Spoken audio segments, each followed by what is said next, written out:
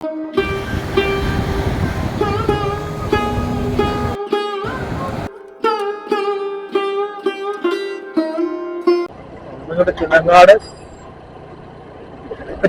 കുറിച്ച് പറയുമ്പോ ഞാൻ പ്രധാനമായിട്ട് ഈ വഴിക്ക് വരാനുള്ള ഒരു കാരണം നമ്മുടെ മലയാളികൾ മറന്നുപോയ ഒരു മഹത് വ്യക്തിത്വം ഉണ്ട് ഇവിടെ.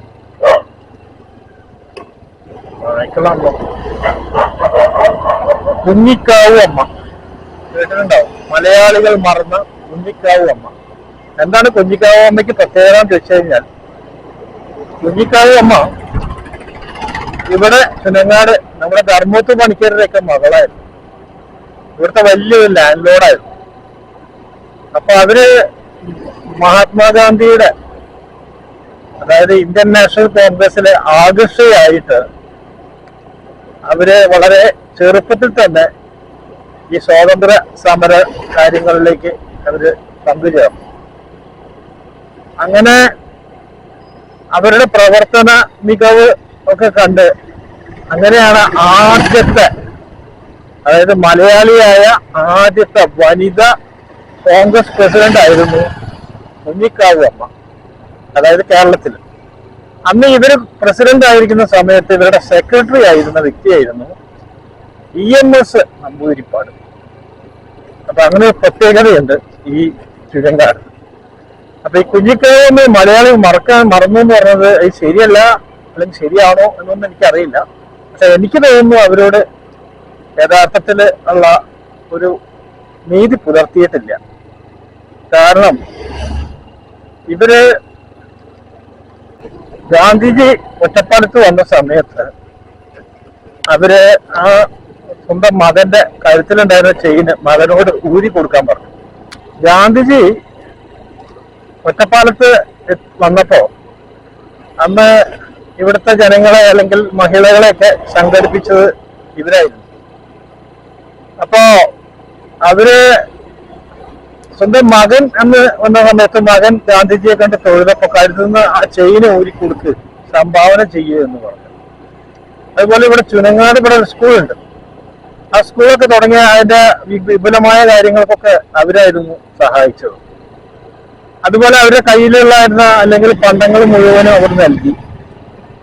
ഇതിനൊക്കെ പുറമെ അവര് ഇവിടെ ഒരു കസ്തൂർബ മെമ്മോറിയൽ കേന്ദ്രം തുടങ്ങി. അതൊന്നും ഇപ്പൊ വലിയ പേരിലൊന്നും അറിയപ്പെടുന്നില്ല അത് ഇവിടെ. അപ്പോ അങ്ങനെ കുറെ സംഭാവനകൾ അവർ നൽകിയിട്ടുണ്ട്. അവരുടെ സ്വന്തം സ്വത്ത് മൊത്തം അവര് പാർട്ടിക്ക് വേണ്ടിയിട്ടും, അതുപോലെ ഒരു ഭൂദാൻ മൂവ്മെന്റ് ഉണ്ടായിരുന്നു ആചാര്യ വിനോദ് ഭാവയുടെ. ആ ഭൂദാൻ മൂവ്മെന്റിന് വേണ്ടിയിട്ട് 8 ഏക്കർ സ്ഥലം അവര് ഫ്രീ ആയിട്ട് ഡൊണേറ്റ് ചെയ്തു. അപ്പോ ഇതൊക്കെയാണ് ചുനങ്ങാടിന്റെ ചുനങ്ങാട് സെന്ററാണ് ഇപ്പൊ നമ്മൾ കാണുന്നത്.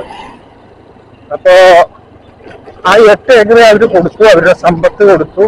പാർട്ടിക്ക് വേണ്ടിയിട്ട് അവര് ഒരുപാട് കഷ്ടതകൾ അനുഭവിച്ചു. അപ്പൊ അവര് 2 പ്രാവശ്യം, ആദ്യം 2 പ്രാവശ്യം അറസ്റ്റ് ചെയ്ത, പ്രാവശ്യം കണ്ണൂർ ജയിലിൽ അടച്ചിട്ടുണ്ട്. ഇതാണ് ചുനങ്ങാട് ടൗൺ. ഒരു മാറ്റവും ഇല്ല, വലിയ ഒരു ഇതൊന്നും ഇല്ല. എപ്പോഴും ഈ റോഡിന് പോയാൽ നമുക്ക് ഒറ്റപ്പാലത്തേക്ക് എത്താം. നമുക്ക് ഇങ്ങനെ പോകാം, വരവോട് പോയി കാണാം. ചുനങ്ങാട് കുഞ്ഞിക്കാവു അമ്മ പിന്നീട് അവര് കണ്ണൂര് മാത്രമല്ല, അതിനുശേഷം അവര് വെല്ലൂര് ജയിലില് അടച്ചിട്ടുണ്ടെന്ന് പറഞ്ഞു അവര് ഇംപ്രൂവ്മെന്റ്.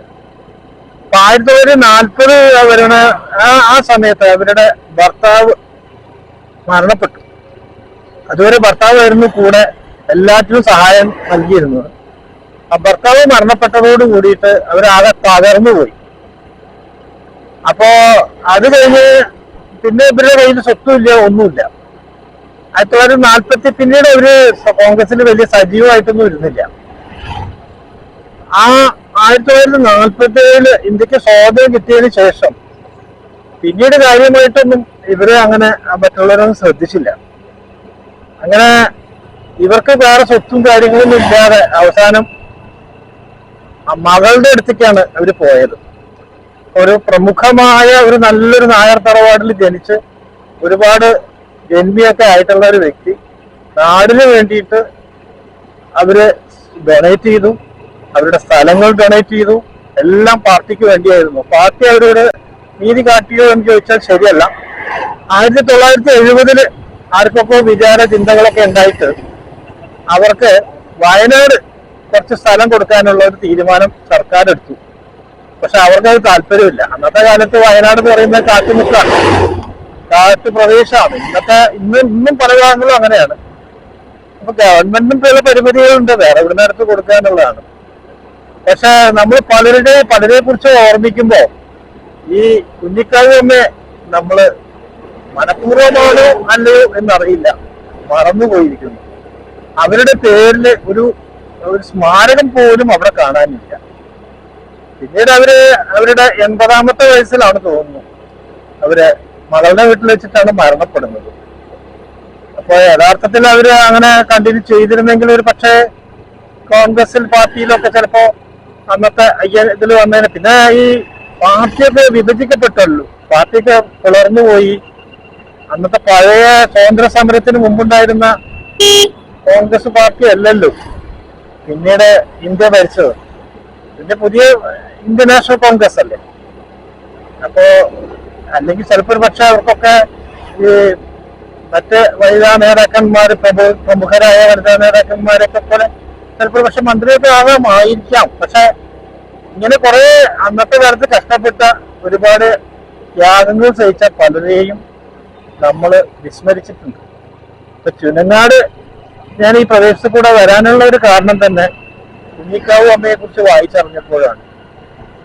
അപ്പോൾ ബാക്കിയൊക്കെ നമ്മൾ തീരുമാനിക്കുക, അവരുടെ നീതി പുലർത്തിയോ ഇല്ലയോ എന്നുള്ളത് നമ്മൾ സ്വയം വിലയിരുത്തുക. അവരാണ് ആ ഭാഗത്തെ മൊത്തം, അതായത് അവിടെ വേറെയും ലാൻഡ് ലോഡ്സ് ഉണ്ട്, 3-4 ലാൻഡ് ലോഡ്സ് ഉണ്ട്. ഞാൻ പറഞ്ഞത് ഇത് തൃക്കടീരി നായരുടെ കീഴിൽ പെട്ടതാണ് ഈ സ്ഥലങ്ങളൊക്കെ ഉണ്ടായിരുന്നു. അതിലെ പ്രമുഖരായിട്ടുള്ള ലാൻഡ് ലോഡ്സ് ആയിരുന്നു ഇവര്. ധർമ്മത്ത് പണിക്കരെ കുറിച്ചൊക്കെ നിങ്ങൾ കേട്ടിട്ടുണ്ടാവും. മാമാങ്കത്തിന് കാവേറിൽ പോകുമ്പോൾ അതിനെ കുറിച്ചൊക്കെ നമ്മൾ കഥകളിലൂടെയും സിനിമകളിലൂടെയും ചരിത്രത്തിലൂടെ ഒക്കെ പഠിച്ചിട്ടുണ്ടാവും, കേട്ടിട്ടുണ്ടാവും. ഇവിടുത്തെ വലിയൊരു പ്രമുഖരായ ഒരു വ്യക്തിയായിരുന്നു. അപ്പൊ ഇതിനിടയ്ക്ക് കുറച്ച് ചരിത്രം പറഞ്ഞു എന്ന് മാത്രമേ ഉള്ളൂ. അതാണ് ചുനങ്ങാടിന്റെ പ്രത്യേകത. കണ്ടില്ലേ ഈ പ്രദേശങ്ങൾ നോക്കൂ. ഇപ്പോഴും ഇവിടുത്തെ പ്രദേശം എന്ന് പറയുന്നത് മൊത്തം പാടവും അതുപോലെ തന്നെ കാർഷിക വിളവുകളൊക്കെ ലഭിക്കുന്ന ഒരു സ്ഥലമാണ്. തെങ്ങുകളും കവുങ്ങുകളും വാഴത്തോട്ടങ്ങളും എല്ലാം ഉണ്ട്. അപ്പോ ഇത് നമ്മുടെ മൂപ്പന്റെ പരിധിയിൽ വരില്ല. കവളപ്പാറ മൂപ്പന്റെ ആ ഭാഗത്തേക്ക് വരുന്നത് നമുക്ക് കുറച്ചുകൂടി അപ്പുറത്തേക്ക് കയറിയിട്ട് വേണം.